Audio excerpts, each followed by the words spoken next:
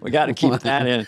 Dana, did you know? Oh, fuck. I know. What happened? You don't know where your banana is? God damn it. Look, I love bananas, by the way. Banana Gate was a big hit last week. But I have better banana. I took pictures of my banana. You know what? I'll send them in. You know what? I'll send them in. So Heather, be ready. Guess what? I'll do it right after. But put them in. It's like new nickname for you. Potassium Boy.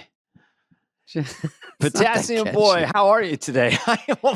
What's wrong with Banana Boy? Banana Boy. All right. Potassium Pete. God damn. Potassium. Well, because they're full of potassium. Yeah, I know. Okay. That is not even why I eat them. Fun fact alert. Stallone, when he wanted to seem dumber as Rocky, he wouldn't eat any bananas. And the lack of potassium would kind of lower his IQ. Fun fact. Jesus, yo, Adrian. But at first it's like, yo, Adrian, how you doing? Then no bananas for a month. Yo, Adrian. Hey. No bananas for 2 years. Hey, wait a minute. Then he just eat rocks. Can we just say something quickly about Sylvester Stallone? The guy's a genius. He's brilliant. So anyway, go ahead. Should we show where the movie Staying Alive, John Travolta walks out? Where he directs it, where he's beginning, it's Travolta. It's the sequel. Staying alive. Yeah. And he's in the crowd in New York. The same thing. Yeah, he doesn't walk like this though. I don't know what that's about. Potassium Pete. He walks like this. He walks like that John Travolta. Catchier. He walks like a dancer. Yeah, he walks like a dancer, and in the crowd in New York, he bumps into a dude, and you turn around, and it's Stallone. Who was the director? He's doing a Hitchcock, if you get the reference. Yeah. And then they say... And he looks more like he was in Cobra. Well, he's always jacked. They had a behind the scenes of BTS I saw, I think, on MTV years ago. And Travolta, in between takes, he's like, no, I'm going down the street like this and I'm bouncing around. And then Sly hits me and I turn. I don't see his face till the camera comes around. So I think you should change the shot. Stallone said, you do what you do. I do what I do. Rubber chicken, capiche. You know what? Well, this movie needs more Easter eggs. I love a good Easter egg. Yeah, Easter eggs equals. We did it in Greece. More Easter eggs makes for more box office. So I can get a fucking airplane. Taylor Swift has a lot of Easter eggs in her videos. We have to figure it out later, but that one's more obvious. But I will say I have a banana that looks like a maybe an Ewok face, and I have a banana picture that looks like something else funny. I'm going to put them in, and then we'll just pop them in while we talk. Okay, I have a question now. Yeah, go ahead. In the gross meter, when you're going to peel a fruit, and a lot of people don't know that an avocado is a piece of fruit. If you open up that avocado and you see dark brown spots, do you kind of... or a banana looks good on the outside, mushy and brown. Which one's more grotesque? Send us your letters. I get this question a lot, Dana. I would say, you get this avocado. I'll cut out the black. I don't care. And a banana, I almost don't care about anything. If I really like avocados, and if I get one that's like not quite there, it's not good. It goes right in the trash. And I talked to Stallone about that because, if you open the avocado and it's got a lot of brown spots, you got to chuck it. Rubber chicken, capiche. Some of the old BTSs from Rocky he'd eat crack open 12 avocados and then try to slam them down. And they wound up doing eggs. Yeah, they wound up with eggs. Yeah, Potassium Pete. Yeah, I got to work on my with every fruit. I used to do a lot better. I got to work on. I got to get warmed up with these impressions. People, don't send in your letters. But my Travolta was like this, very much. Dana, this is a good time to bring up how on earth did we win an award last night with this garbage? Based on this last 3.5 minutes is what. So anyway, we have an announcement to make. I'll let Potassium Pete and/or AKA David Spade. What happened, David, to our podcast? What happened? Well, apparently there's an iHeart award they have an award ceremony every year. I think in Austin, Texas. Mm-hmm. Not to be confused with ostentatious. And they have an award for a lot of types of podcasts. Mm-hmm. And we were up for, which I don't think for sure I knew, comedy podcast of the year. They have a lot of specific categories. Yes. And newscaster, serious news, political, comedy, music, lifestyle, whatever. Yeah. But only one. Yeah, we could name those. Yeah. So we were up against some good competition. I think Nikki Glaser, maybe Rogan, maybe Caller Daddy. Is it possible? Rogan, the GOAT. Anyway, we won, and it's very exciting. Whoops. And we just heard that last night.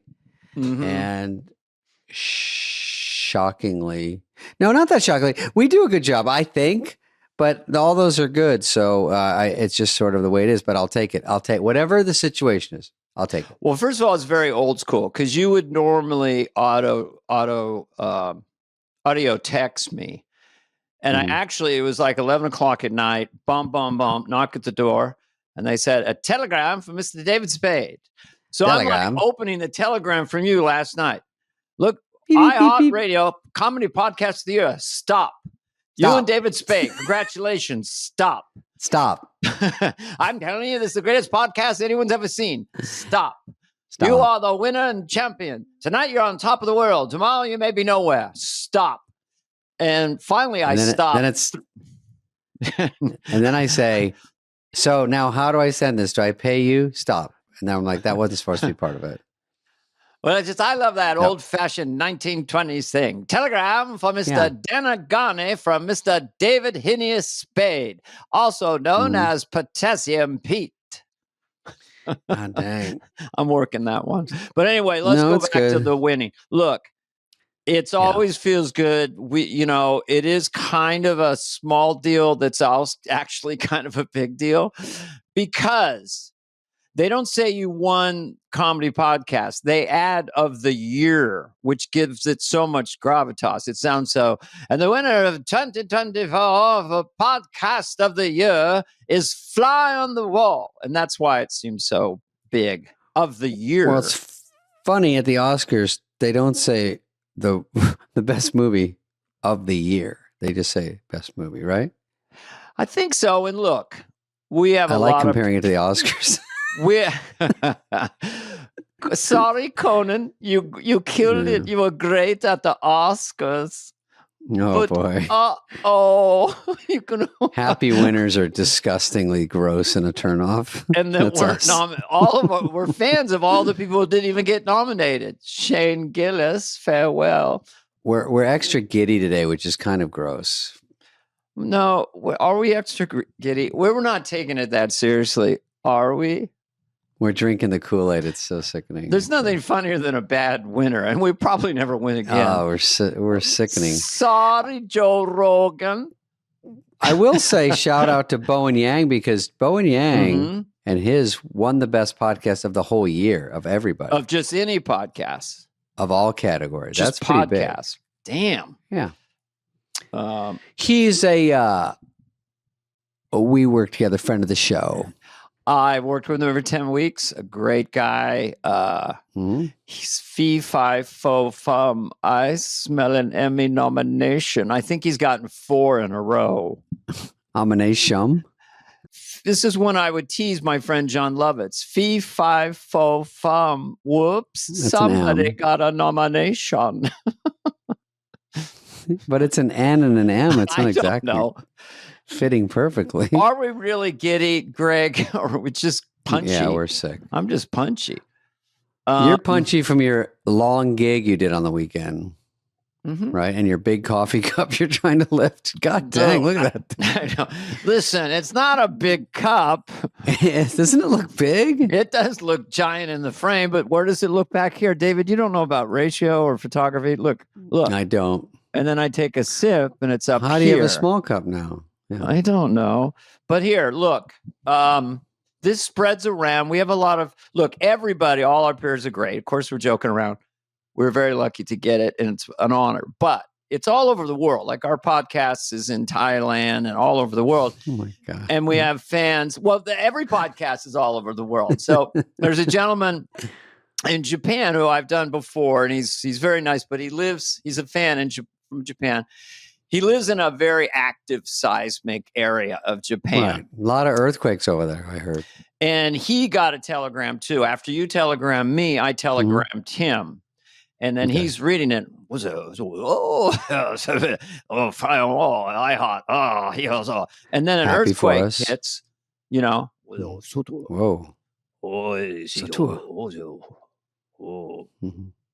Doesn't then look he too went bad back to so the far. telegram. David Spade. That was more like a tremor, I feel.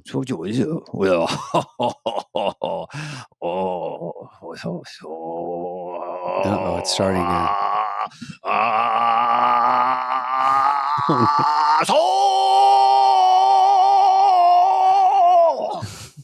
Jesus. And then it goes back to telegram. Can we do that? He's not even... Well, we've done it 100 times. Yeah, I think we can.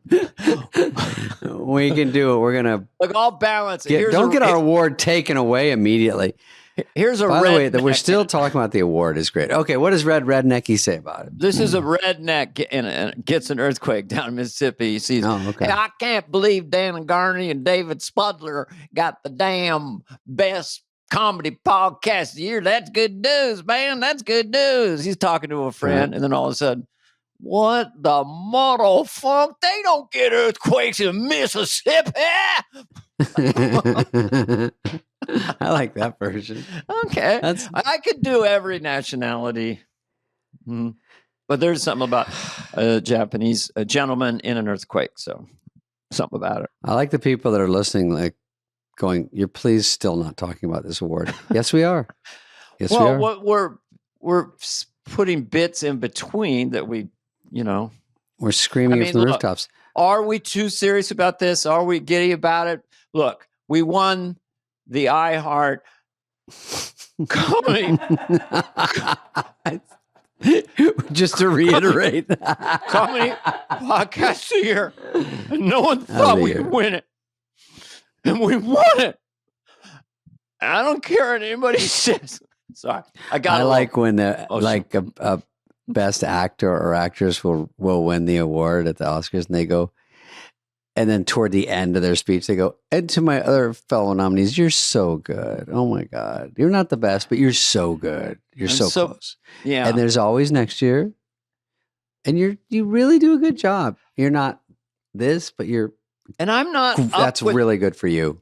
I'll be honest. Okay. I'm going to make a confession. I'd only seen Dune 2. I watched the Oscars because Conan was so great. But I didn't know, and it was sort of weird when someone's greatest moment superstar, and it's like Barbara Fleetwood is now winning. Hi, my name's Barbara Fleetwood. I mean, I don't know. I'm Ed Klocknick, and I am the cinematographer. Yeah. I just didn't know anybody, man, and the names were weird. Makes you feel either old or just out of it. Where the only one I saw was a Snora. Whoa. That was a little Hollywood minute dig. No, Anora, I haven't seen it. It did take me 3 times to get through it because the first half hour is like sex and a strip club and all this. Sounds great. But I kept going, if this is up for best movie, like, where are we going with this? Where are we going? I think it had too much of a runway to get into it. It was just a long ramp up. And then it got more interesting second half, of course, but best movie of the year, I don't know. I thought Dune 2 was pretty cool, and I'm not really all over those type of movies. I thought it was very well done. I thought it was brilliant. And I'll tell you what, look, here's the deal. It's no one's... Here's the deal. Here's the deal. I'm not kidding around. Come on. There you go. I got to win an Oscar faster than anyone's ever won an Oscar in their life. The winner goes to Joe Biden. So... Oscar Mayer had a wiener. Oscar Mayer had a wiener dog. With mustard and good pickles on the dog or the wiener. Thank you, Joe. No, not profound. Look, we have live streaming. We have 1 billion movies, and it just dilutes the process. It's not anyone's fault. In my day, in the 70s, you would have movie stars that you would never see anywhere except the Oscars. Nicholson, John Wayne would be there, Burt Lancaster, Cary Grant. Bob Redford. Everybody had seen the movie. Everyone had seen The Godfather, you know, Liz Taylor. Or Alien or whatever, Liz Taylor. So it's just a different kind of situation. And they're not all on fucking Snapchat. Christ sakes, you know. You don't get to see Robert Redford doing TikTok. What is this? The winner, 2,100 people saw the best picture of the year, Carvey? I will tell you this. This might be one of our stories, but Anora, I'm not making fun of it. It's a pretty good movie. Did you name it Ignora? Was that your pun? Ignora? Ignora is better. I said Snora. Oh, Ignora. I didn't see Ignora. Fucking, that's hot. I can't believe I topped you. You're the king of that stuff. Yeah, I like that one better. Huh? Oh, we do have a young lady in Busboys that I flirt with in the movie that had a part in Ignora. And we can make fun of Anora because it won, so who cares? But she was great there's not many people in Anora, if you've seen it. It's a small movie, small cast, not that many locations. That's why it was $6 million movie. But the girl that plays the competitive dancer in her club with the red hair is in Busboys. That's interesting, isn't it? That's interesting. It is. She's good. I like that a $6 million movie that's just real and cool, and I haven't seen it, can win the Oscar. I mean, back in the day, you'd have these 300 million, like the Titanic when it's going down. By the way, I don't know why when it was going down and Rose and Jack, DiCaprio and Heather, the woman. Thanks for clearing that up. Kate Winslet. Kate. So as the ship's going down, the $1 billion movie, one of the greatest scenes in the history of film, when they ride the ship, they say before that for an hour, they call each other every second by their name. Rose, this way, Rose. Jack, where? This way. Come down here, Rose. Rose, Jack, Rose. You think by 2 hours into the movie, they would know each other's names. I don't say David every time I talk to you. No, you know what happens when you write a movie, and this is true, this is real. Inside baseball. You go away from a scene, you write it for a couple of days, you go to the next scene, and you're like, hey, Rose, you forget. And then you realize you almost start every scene with someone saying the other one's name because you don't see it in a row. And then when you see it cut together, you're like, holy shit. No one says, like when I'm with you, I barely call you Dana. It's just, you know what? We just talk. And in movies, you got to be careful. You say someone's name sometimes too much. Yeah. That's the point. And also screenwriters tip from a sometimes actor. I don't like when I read a script and there's just my character has so many exclamation points. It's like first thing I do is get rid of every exclamation point. Hello, exclamation point. How's it going? Exclamation point. Or you yell in all caps. Everything is all caps. And you're like, all right, let's Kanye this script down a bit. Now, what about this? I saw a rough cut of Titanic and it was temp sound because they didn't have all the money. Seriously? Yeah. Okay, go ahead. And when the ship was going down, it was an hour of just you hear blub, blub, blub, blub, because he didn't have all the real noises in yet. Oh, funny. Yeah, blub, blub, blub, blub, blub, blub, blub. It was just someone doing that, I guess. But it sounded real. But then they added like screaming later and actual good sounds. Just an insert and a callback to Bowen Yang. One of the ways that I first noticed how funny he was is when he played the iceberg that was hit by the ship from Titanic. That is a tie-in. How do you think I felt? You know, that was just a funny take. It was a good bit. Very good bit. Also, throwing back to Anora again, that one of the stories I read over the last week was it cost $6 million, and it was an interesting little tidbit that they spent $18 million on a Oscar push with advertising. So 3 times the budget.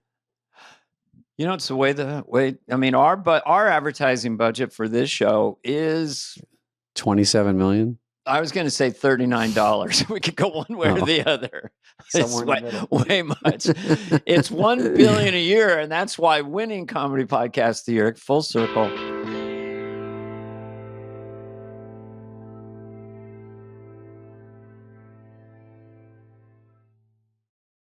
Spade is feisty. Lots of energy. Well, I do have energy, and I do tell you, Dana, I'm running around all day, doing lots of nothing, but I do a lot of it.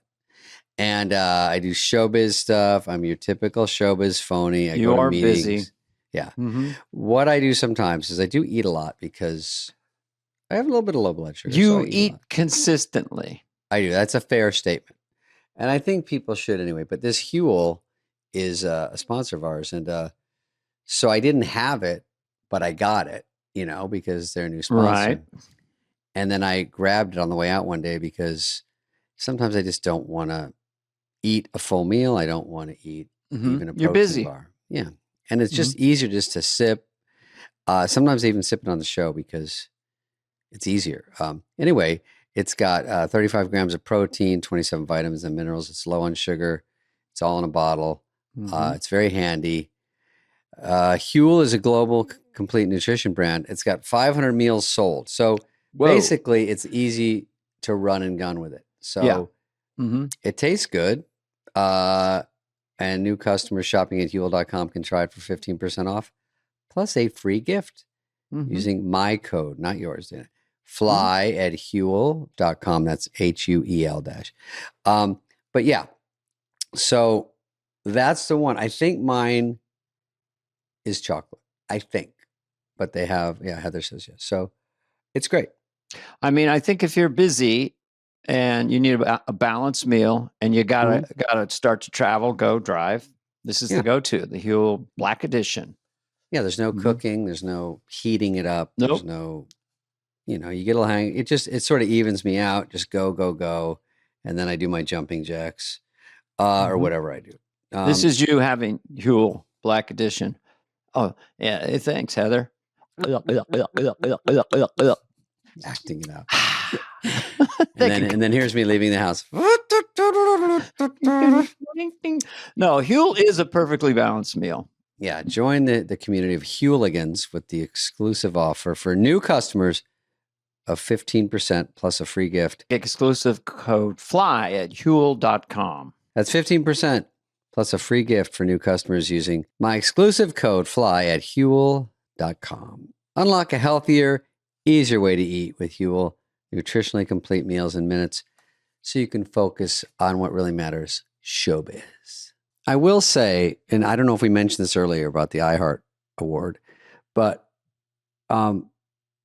we forgot to tell everybody to vote for it. I don't know if we were 1,000% aware to say, hey, everybody, get on there and click. So that's even more shocking that we would get. Well, wait a minute. So it was open to just people that I would imagine it's just they have oh, wow. I don't know how people would vote, and but we appreciate it. So we are very humbled and it's very nice that we got that. We will maybe stop talking about it now, but I think that's a lot. Well, no, I just heard. We're getting a message. I don't think it was a voting thing. More like an academy, I think. Winners are chosen for cumulative performance, not voting. Wait. Well, the public is able to vote in several categories. Hold on. We'll come back to this. Put a pin. AI. By the way, I'm a fan of Bobby Kennedy Jr. because he's a shit disturber. And he looks cool. You watch him, he walks into that chamber. He's a Kennedy. He comes from that vibe. He's all tan. He's ripped too. And he's ripped. And he has dystonia, which my brother has on his hand. It's just a rigidity in his vocal cords. And his voice is pretty cool. I think Big Pharma and the pharmaceutical companies and the big egg are poisoning our children. And I figure, why not get an AI JFK so that translates? I'll use AI JFK. Commencing AI JFK. The big agriculture and the big farmers, they are indeed poisoning our children. We criticize and we ask questions, not because it's easy, but because it's hard. Just a thought. I like it. Okay. Yeah.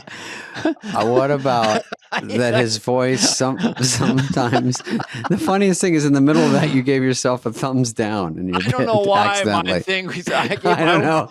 Look, these bits aren't worked out, and I just thought I just like these non-status quo dudes like Bobby Kennedy. And I heard him on Rogan for 3 hours, and then I kind of got his whole thing. You know, people say his voice is a bit irritating, which is rude because it's an affliction. But he said if he did get this new appointment that he would, instead of giving speeches, he would set up a group chat with America.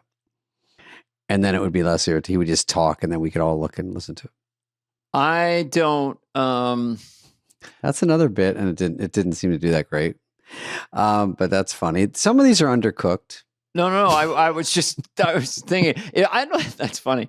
I thought you played it so straight. I thought, oh, group chat. You know, I know group chat. It sounds funny. He gets on WhatsApp. Join me on WhatsApp. But it doesn't really bother me. I think he does very well with it, and you get used to it.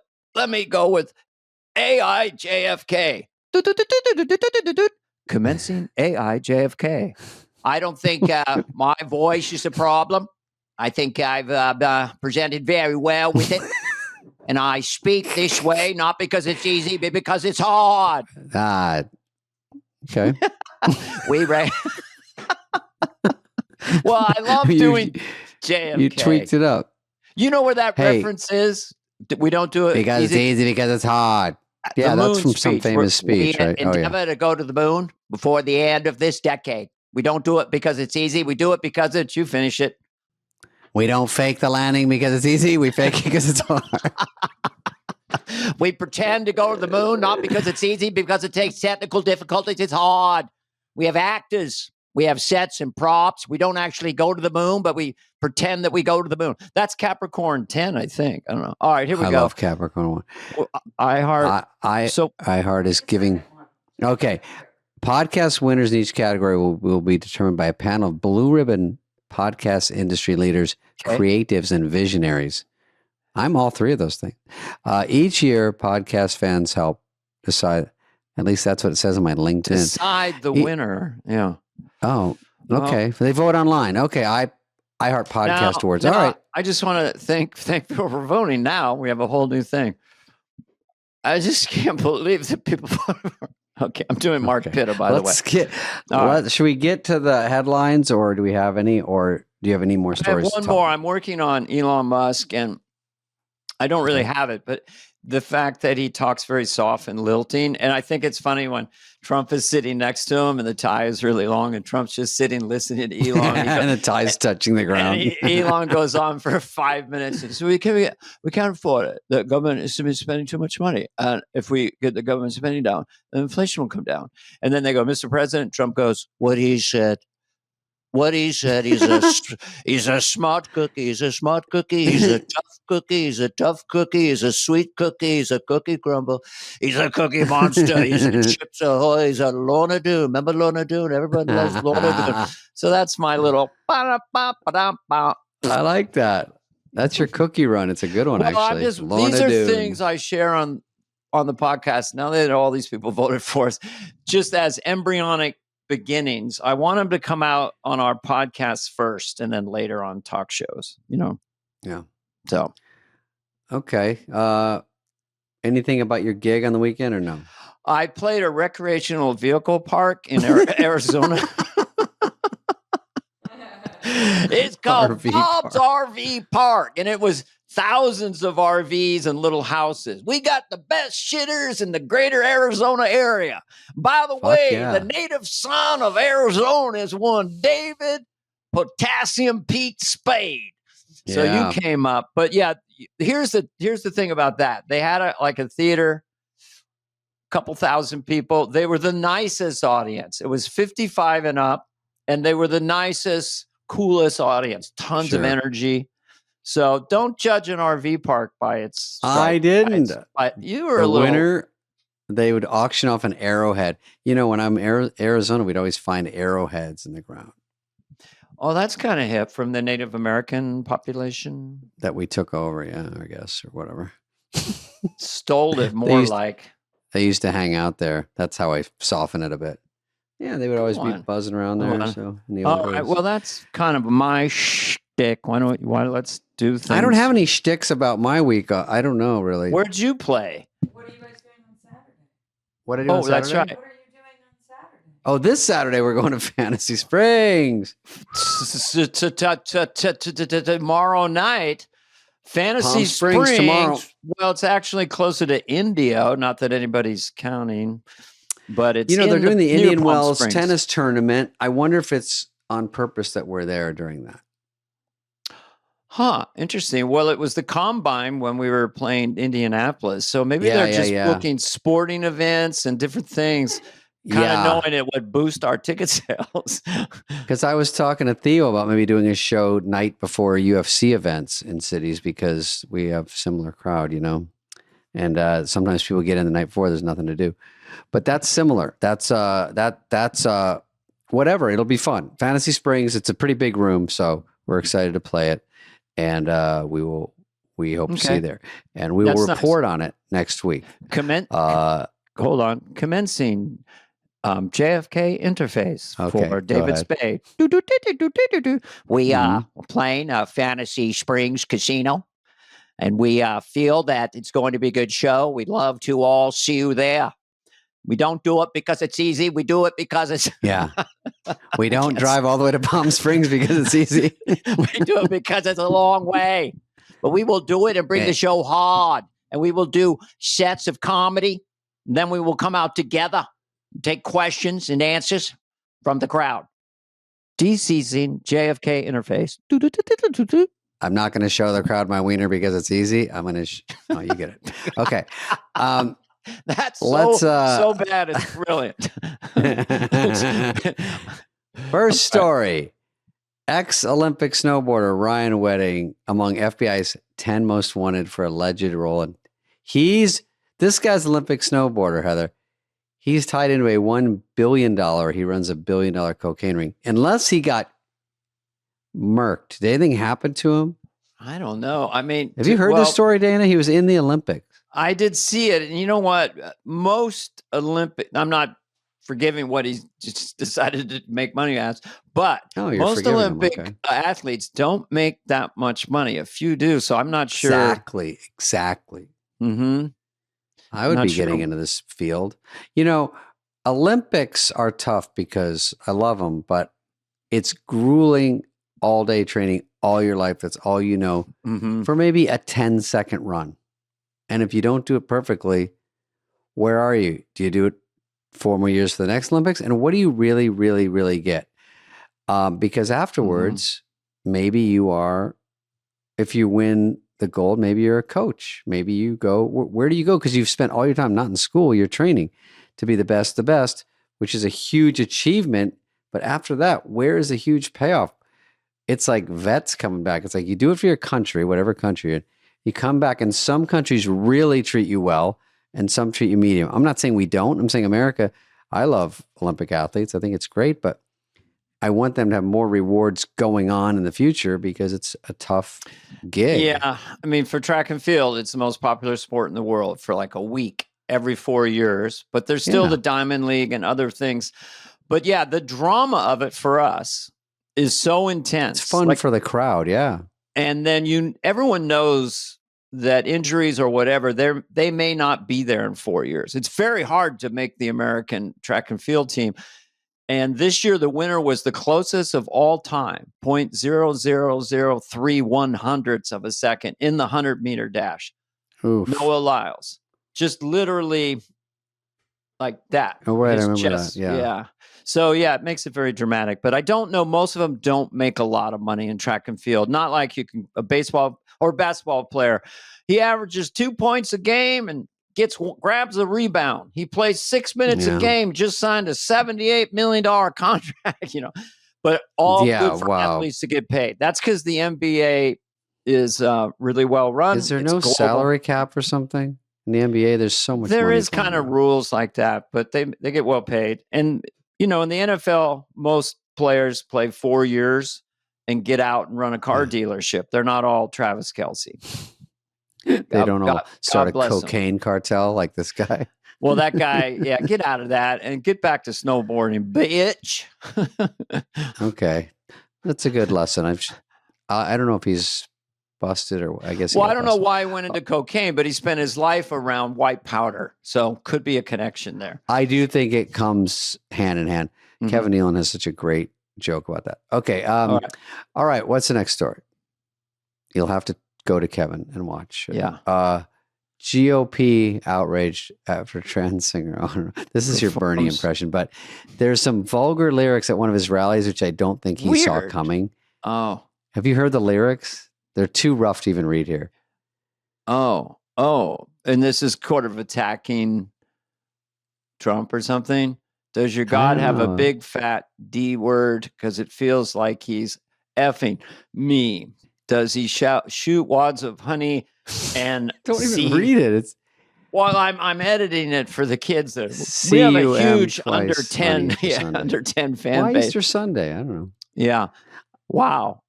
I wonder. Thank you, Grace. He thanked Grace after. Thank you, Grace. So she gets booed off. He covers for it. She has the voice of an angel. The voice of an angel. Let's play it again. The voice of an angel. I'm Bernie Sanders, and the millionaires and the billionaires are doing something. All right, we'll get off the story. It's grosser than I thought. I got to get my Bernie. I liked when you go, she's got the voice of an angel. The voice of an angel. Okay, here we go. Oh, we're back to SNL fun. SNL. How much does an episode of SNL cost? Do you want to guess, Dana? Do you know? I would say $3 million.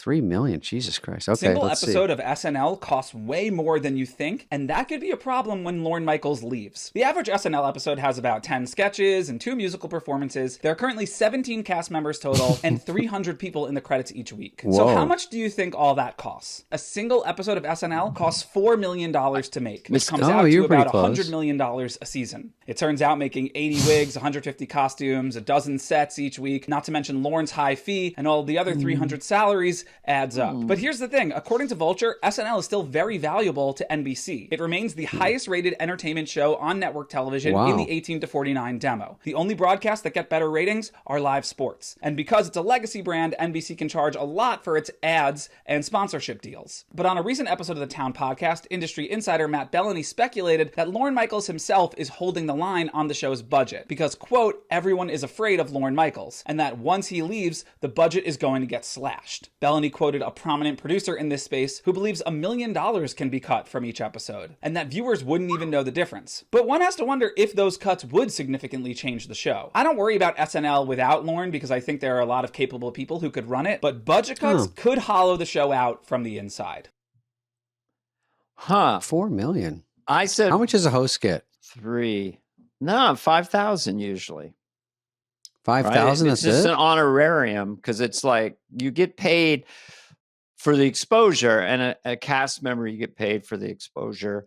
But those sets, and 300 people, the crew, and all the different departments, and everybody's union, and how about the real estate to be in Rockefeller Plaza with taking over all those floors and studios, and there's a reason there's not a lot of SNLs around. It's so freaking hard. And the hair department, I mean, it's so nerve-wracking because everything is last minute. And then you have to be top-notch with a wig and a look. And,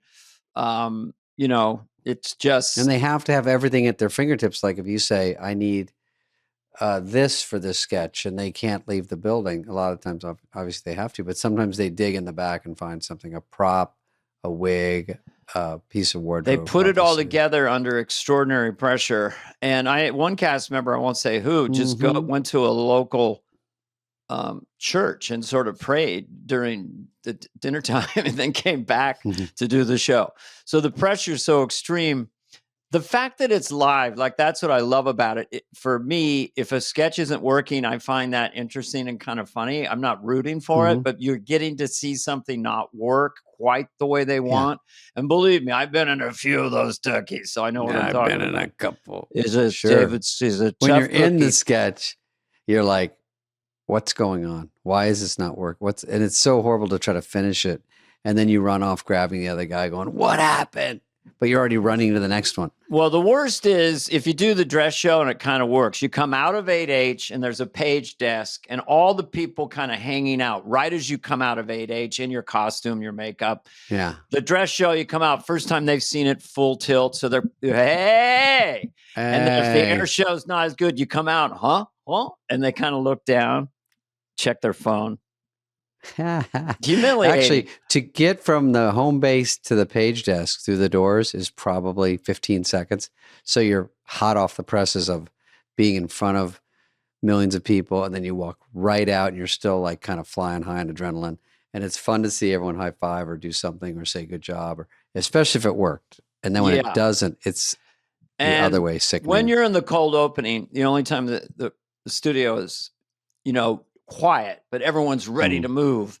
And I'm coming off the stage and I was going to just walk down the front steps off the main stage, but I decided last minute to jump. And as I was just jumping, there was a guy with a trolley coming toward me. And I thought, fuck, I may land on this moving trolley and break my back, but I didn't. Sorry. I was I was springy for my age. I jumped further than you thought. Whoops. Heather was really into that story, and then it ended with nothing. Well, so in summary, nothing happened. I leaped. Yeah, nothing happened. But you for went a like second, this. In my head, I thought, holy shitski. And then I said, up and away, and I jumped. But still, my point is, you can really fall and get hit by cameras, and everything's crazy. I mean, once they say they're out at commercial, meaning you're still on camera, the light goes off from red. Yeah. They go, now you've got 2 minutes for next sketch. Everybody bolts. And so they're pushing props in, waiting for that millisecond, and they go. Because that New York sketch we did with Pete and John Mulaney, we could not get it right. We kept running off while they pushed in tables, and we were running into them. They kept going, cut. Spade, you guys go this way. They're coming this way. Got it. Ram into them again. They're like, you don't get it. What are you doing? And they push the hot dog vendor out, push us in. They put steam in the hot dogs, fake steam. And we just kept going. We're so dumb.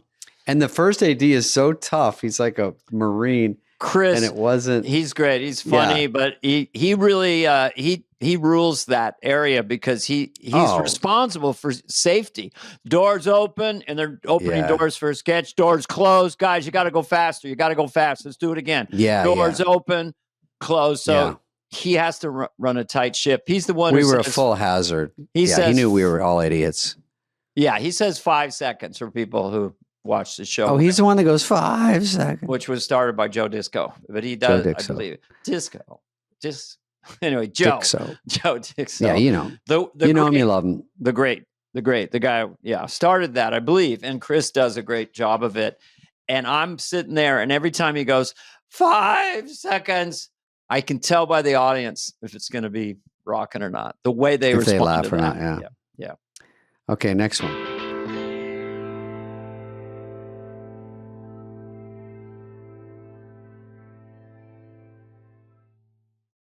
I was going crazy the other day because I had a gig and I had to send stuff ahead of time, and it's just too hard to put together. We don't have any time, and life in general, as you know, can be chaotic. But if you're in charge of order fulfillment at an e-commerce business, which is kind of me, you know that it's its own special kind of chaos. But with ShipStation, you can count on your day-to-day remaining calm.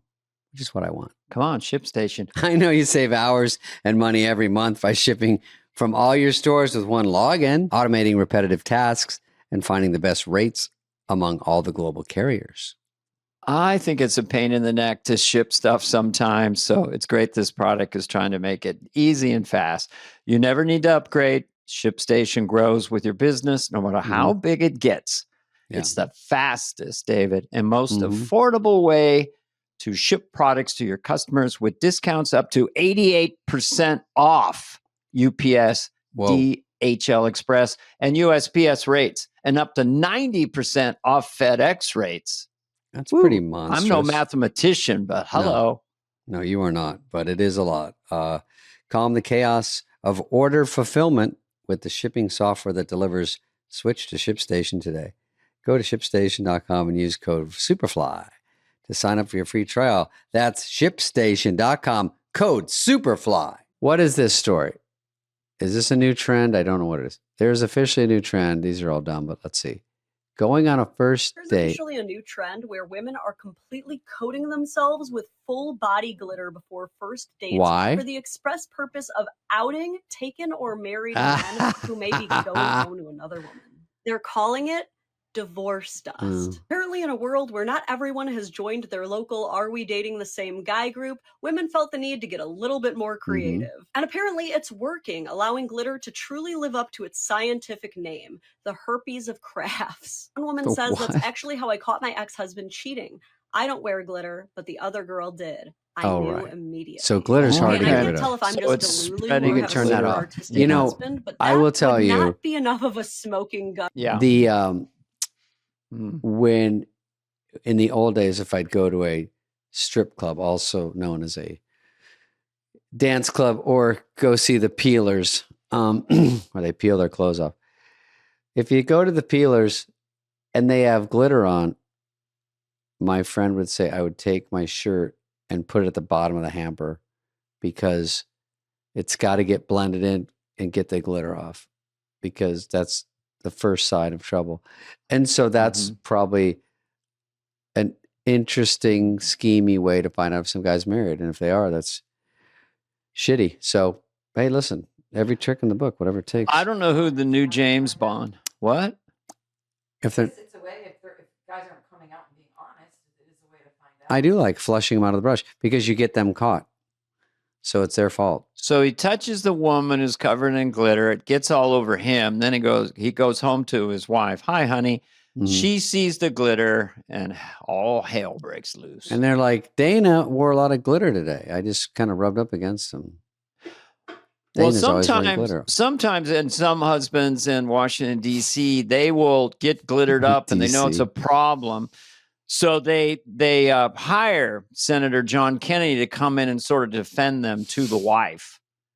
Now, that's a good setup. We went around a long way. We got there. I love it. You are accusing your husband. Let me make sure I get it right here. Get my notes here. You are accusing your husbands of infidelity because of some glitter. Have you ever heard of a 5 and dime store? They sell glitter, don't they?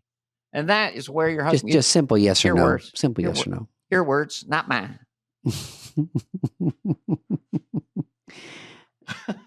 No, there's extra. I don't know. I just threw him in. I think Johnny Carson comes home to his wife, 1972. Oh, sorry, Joni. I didn't know I had glitter on me. Ed McMahon had a vomitorium drink and boo boo.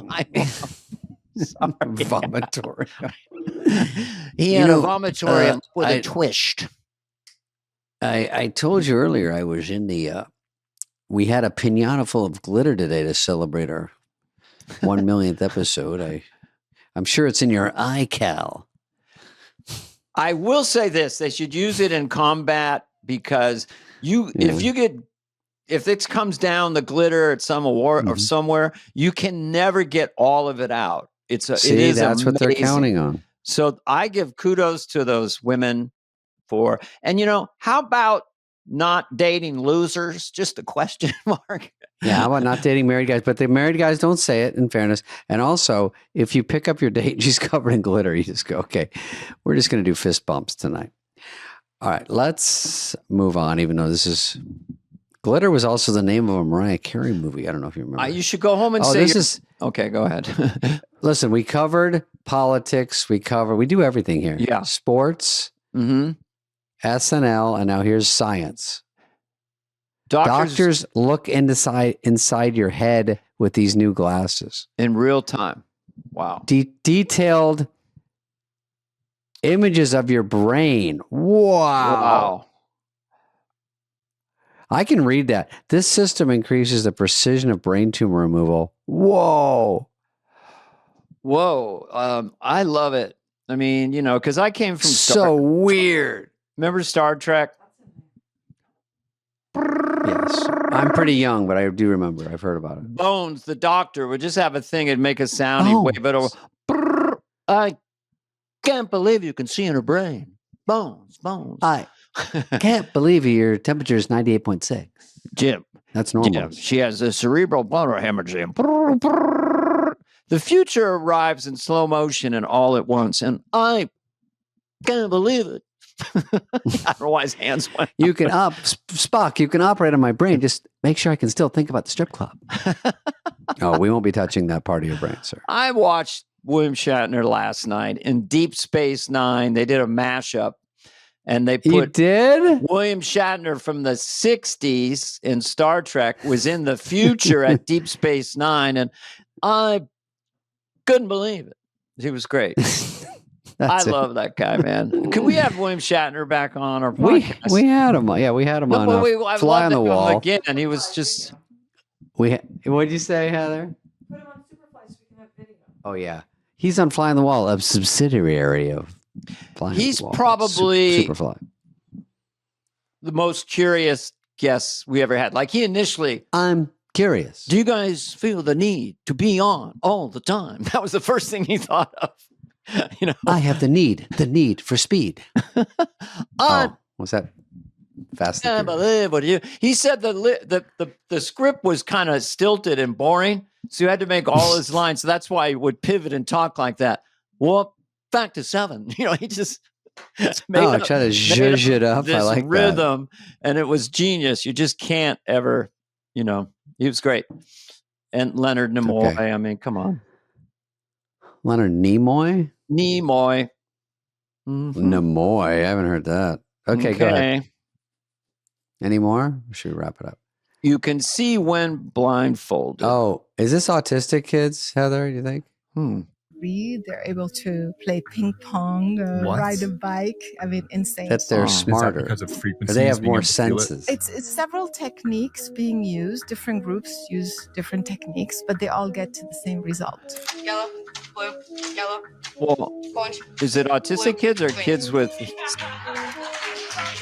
Scientifically maybe it's just kids the amount of light inside the mask to show that there's zero light. Mm-hmm. So technically, that's the fuck around and find out chart. Basically, you're asking your brain to control your vision. So your brain can see. Well, actually, you don't see with your eyes. You see with your brain. Really? Okay. Yes, it's your brain. I mean, I see with my hands. Just honk, the receptor. It's like the optical lens. Wow. But actually, vision 8 years is old. Controlled by That's the me brain. at the combine. Wow. So if there is no light, technically you're not supposed to see because there's no reflection on objects.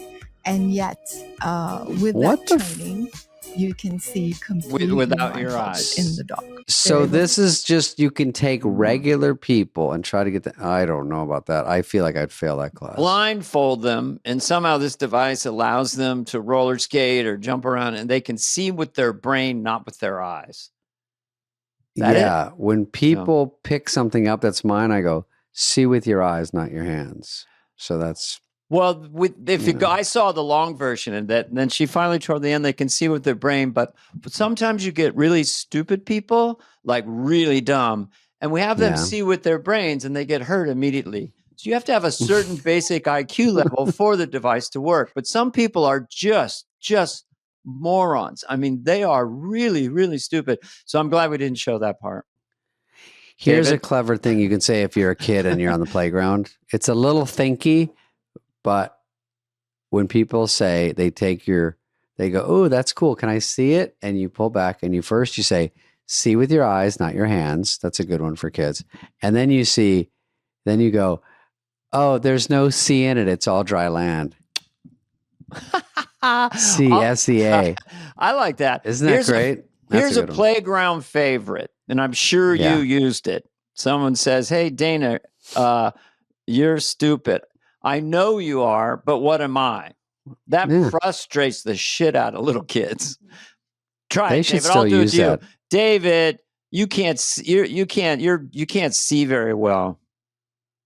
I know, because I'm rubber and you're glue. Whatever you say to me bounces back and sticks on you. I think I say, I know you are, but what am I? Okay. I know, I forgot that one. I went to a new advanced one. No, those are the classics. Heather? I know you are, but what am I? There you go. She got it. There you she go. knows her cue. Today, kids are more sensitive into psychology. They'd say, I know I am, and you're not, and start to cry. So it's a different modality. I know I am. My dad left me when I was 4. That's what I usually would say. And then we're like, oh boy, this song and dance again. Did you get an enforcer as a kid? No, I wish. I would always make best friends. Like in 4th grade, Steve Lee was the biggest, strongest kid. So I said, he's going to be my new best friend. And then he was my enforcer. So if someone tried to bully me, I go, talk to the Steve. I'm 8. I go, hey, you're big and dumb. I'm Dave. Will you be my bully enforcer? I got picked on all the time. It was horrible. They'd be mad at you because you were smart. What are you going to do? Win the chess championship? You're going to win the spelling bee, Spade? Is that your plan? You know, right? They go, how's reading 47 books the most in the school when you were in 5th grade? And I go, it's fine.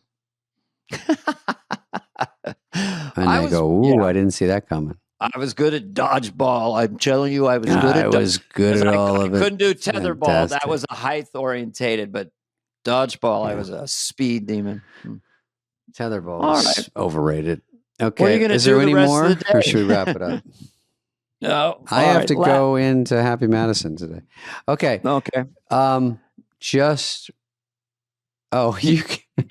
This might be fun for you, Dana.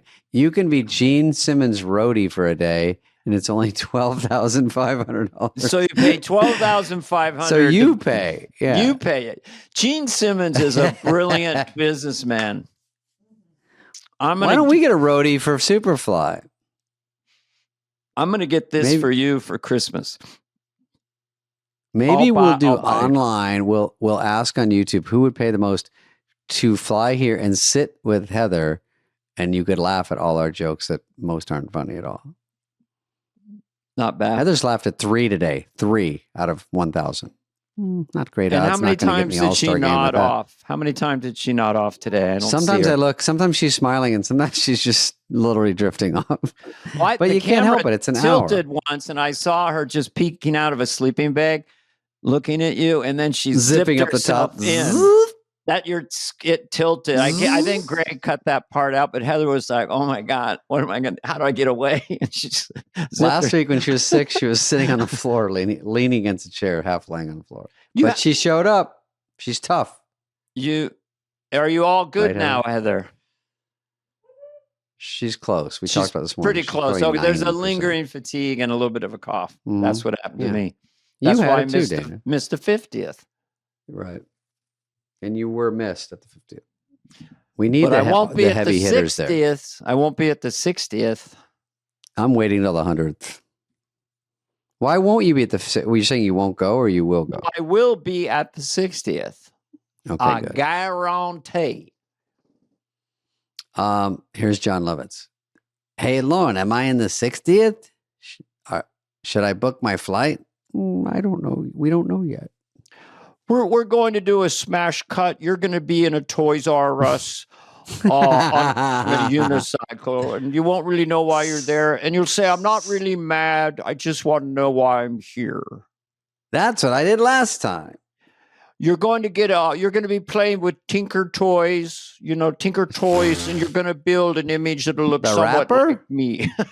Is there a Tinker Toy rapper? I love that. That's not bad. What's up, yo? I'm fucking Tinker Toys. You can't tell who's a rapper anymore. It used to be you cannot. Shambuzi is this great country western. Ironically, he's a teetotaler, but Shambuzi. No, his name is ShamWowzy. No, and he was the sweetest. Sweetest. Shabuzi was such a stud. Yeah. Yeah. Well, he was very nice. He is a stud. And he's got this great country western. We should, we need monikers. We need nicknames. We're just Dana and David. We should be something else. Boring. I'm going to call you Scuzzy what? Scuzzy was a bear. Scuzzy what? With a question mark. No, my name's Pump Fake. My name is Lemon Meringue. Oh, boy. All right, listen. I have to go to hold a press conference about the iHeart Awards. It all comes back. I've got a Citation 10 waiting for me to go down and get the actual award and bring it back. And I'll get the original. We'll get you a copy. No, but anyone who listens to us, thank you, because it keeps the lights on most of the time. Thank you. The fact that we won anything is shocking. Anyway, appreciate it. And thanks for tuning in. Any comments in the YouTube, we read them. Maybe I'll read some on the air next week, just so we should get some feedback. Yeah, get some feedback, because I don't know about my little shtick today, if it was really landing. But vote on that. Remember, it's rough draft. It's rough draft. It's undercooked, yes. Undercooked. See, I'm fishing when I do this podcast. And then if I see the reaction, I'll go more. If I see another kind of reaction, I'll go less. No, I just do. I'll see if you get a little nibble on the line. Yeah. Okay, thanks, everybody. This has been a presentation of Odyssey. Superfly is executive produced by Dana Carvey and David Spade, Jenna Weiss-Berman of Odyssey, Heather Santoro, and Greg Holtzman. Hope you liked it. Ooh.